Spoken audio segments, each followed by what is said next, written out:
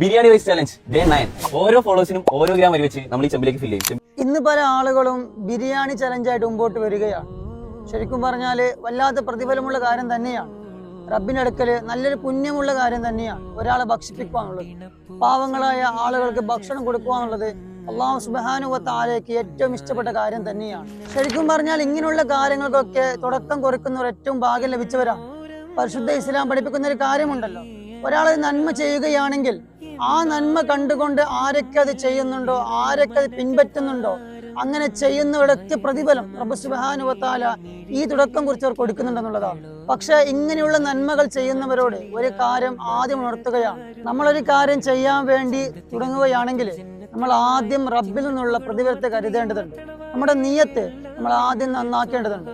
റബ്ബിൽ നിന്നുള്ള പ്രതിഫലത്തെ, അല്ലാഹുവിൽ നിന്നുള്ള നന്മയെ നമ്മൾ കരുതേണ്ടതുണ്ട്. അങ്ങനെയാണെങ്കിൽ നിശ്ചയമായിട്ട് റബ്ബ് സുബ്ഹാനഹു വ തആല നമ്മൾ വിചാരിക്കാത്ത രീതിയിലുള്ള നന്മകൾ, നമ്മൾ വിചാരിക്കാത്ത രീതിയിലുള്ള നിഅമത്തുകൾ പഠിച്ച റബ്ബ് വാരിക്കോരി നൽകുന്നതാണ്.